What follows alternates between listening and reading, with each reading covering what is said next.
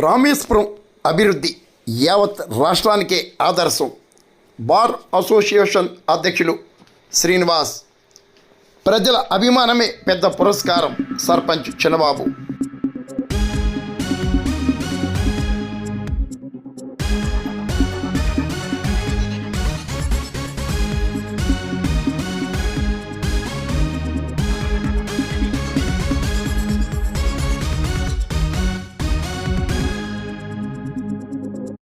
కాకినాడ జిల్లా పెదపూడి మండలం రామేశ్వరం గ్రామ పంచాయతీ సమగ్ర అభివృద్ధి రాష్ట్రానికి ఆదర్శమని కాకినాడ బార్ అసోసియేషన్ మాజీ అధ్యక్షులు కొటుకలపూడి శ్రీనివాస్ అన్నారు.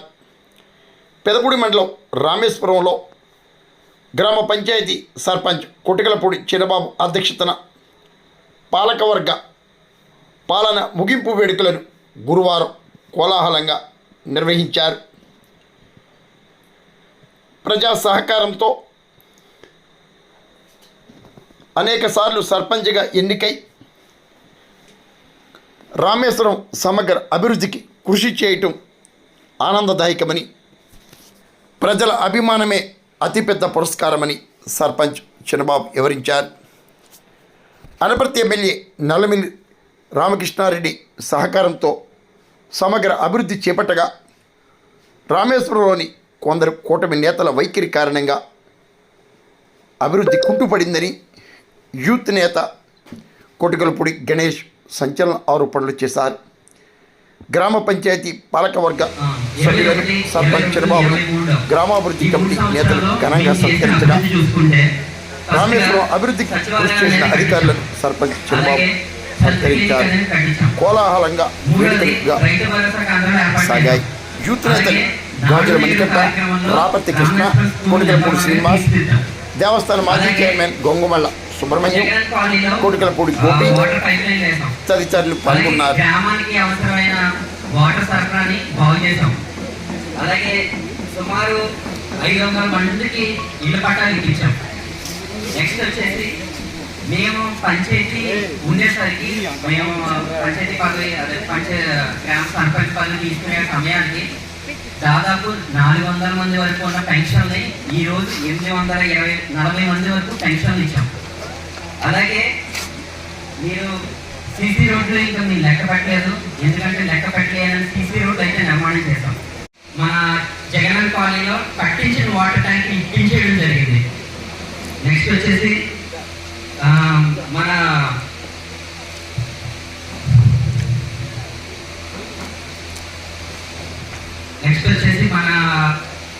పంచాయతీలో వర్క్ చేసే 40 సంవత్సరాలు 30 సంవత్సరాల నుంచి వర్క్ చేస్తున్న వాళ్ళని కూడా ఈరోజు తీసేయాలి అనే స్థితికి మన అంతలా చేస్తున్నారు. అలాగే ఎప్పుడైతే ఇన్ని ఇబ్బందులు పెట్టినా సరే మేము అభివృద్ధి చేయడానికి చూసాం. మేము ఏ రోజు కూడా ఏం తీసేయాలి వాళ్ళని తీసేయాలని మేము ఎప్పుడు అనుకోలేదు. సో ఇంత నెక్స్ట్ వచ్చే వాళ్ళు కూడా ఎవరిని తీసేయడం, వాళ్ళు కొట్టడం కాకుండా మంచి పనులు చేయాలి. ఇలా ఆగిపోయిన నేను చేద్దామన్న అభివృద్ధిని ఎలాగ ఆపేశారు, ఇప్పుడన్నా మీరన్నా ఈ అభివృద్ధిని చేస్తారని కోరుకుంటున్నాను. సీనియర్ నాయకులు, సీనియర్ పొలిటీషియన్, అలాగే మరి గ్రామాభివృద్ధి కూడా ఈ గత 5 సంవత్సరాల్లో మరి జరిగిన అభివృద్ధి అంతా మీకు తెలుసు. చాలా వేగంగా చాలా పనులు, చాలా కార్యక్రమాలు ఆయన అనుకునేలా కూడా చాలా వరకు పూర్తి ఎగ్జిక్యూటివ్గా పూర్తి చేసి వచ్చారు టైంలో. కాకపోతే ఇంకా కొన్ని చేయాలనుకున్నాయి కూడా ఆయన కాస్త లోకల్గా నాయకులు తయారవ్వాలి. నాయకులు వస్తుంటారో వెళ్తుంటారో, కొత్త నీరు వస్తుంటుంది, పాత నీరు జరిగింది. ఎంతో మంది ఎన్నో చెప్పి చంబాబు మళ్ళీ కనుక్కోండి, అప్పటికే చంబాబు ఒకసారి ఒక టర్న్ చేస్తున్నాడు, సర్పంచ్ చేశాడు. ఆ ఒక టర్న్లో ఎన్నో అభివృద్ధి కార్యక్రమాలు చేశాడు. రెండోసారి రానట్లేదు అని చెప్పేసి కొత్తగా వచ్చిన చాలా మంది జనం మన గ్రామంలో ఈ యొక్క మళ్ళీ ఈ అభివృద్ధికి 5 సంవత్సరాల అభివృద్ధికి అడ్డుకట్టేద్దామని అభివృద్ధి చూశారు. కానీ భగవంతుడు మాయకు ఉన్నాడు, ముఖ్యంగా చంద్రబాబు ఉన్నాడు, ఉండి తను 4 రోజులు నెగ్గించడం జరిగింది. నెగ్గించడం గురించే ఈరోజు గ్రామం అభివృద్ధి చెందింది.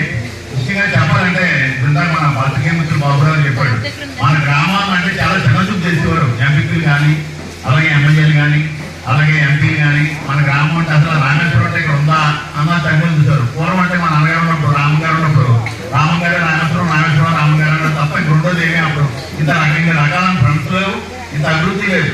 ఏంటంటే సెంట్రల్ గవర్నమెంట్ డైరెక్ట్గా ఫండ్స్ ఇస్తుంది పంచాయతీలకి. అలాగే పంచాయతీలకి ఏరియా మొత్తం ఎక్కడి నుంచైనా స్టేట్ అవునా సెంట్రల్ అవునా డైరెక్ట్ ఫండ్స్ వస్తున్నాయి. ప్లస్ ఏమో లోకల్ బాడీలో రిజిస్ట్రేషన్ అడిగిన కూడా ప్రతిదీ లోకల్ బాడీ ఫీల్ అవుతుంది, డైరెక్ట్గా పంచాయతీ అభివృద్ధి చెందుతుంది. ఆ విధంగా ఉన్న పంచాయతీని దానికి గుర్తింపు తెచ్చింది తర్వాత రామగారి తర్వాత చంద్రబాబు అని చెప్పాలి.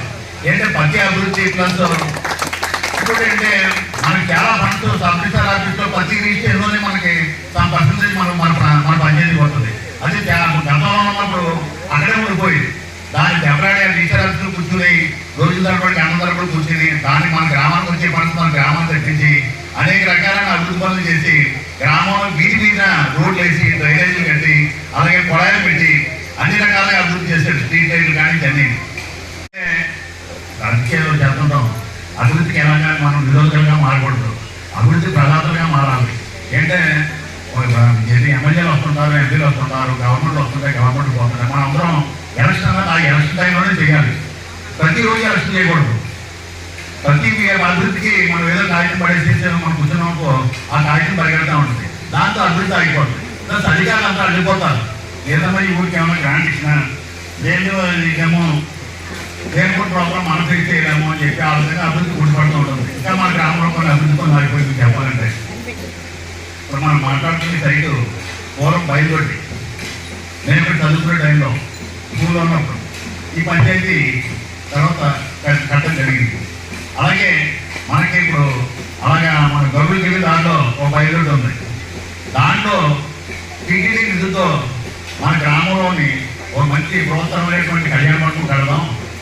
బీసీలు కానీ, ఎస్సీలు కానీ, ఓసీలు కానీ ఏదైనా ఫంక్షన్ చేసుకోవాలంటే వర్షం వస్తే మంచి గట్టిగా ఎండగేస్తే మన గ్రామంలో కళ్యాణ మండపం లేదు, ఎంత పొడవాడని పెట్టుకోవాలి.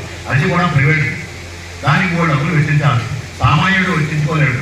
కొంచెం మధ్యతరగతులు ఉంటే ఏదో అప్పు తక్కువ చేసి వెచ్చించుకుంటాడు. దాన్ని బట్టి కూడా చాలా చాలా యాక్టివ్ స్టెప్ తీసుకుని అది పెట్టడం జరిగింది. దానికి అప్పుడు ఎమ్మెల్యే గారి సహకారంతో టీటీడీ వాళ్ళు 2 కోట్ల రూపాయలు నిధులు కూడా గ్రాంట్ చేయడం జరిగింది కదా. ఆ 2 కోట్ల గ్రాంట్లు కూడా ప్లస్ మన గ్రామాల్లో కూడా 1 కోటి రూపాయలు మనం సంపాదించి 3 కోట్లతో మంచి కళ్యాణ మండపం కడితే అందరికీ ఉపయోగపడుతుంది. ఏ కార్యక్రమాలు పెట్టుకోవచ్చు అందులో.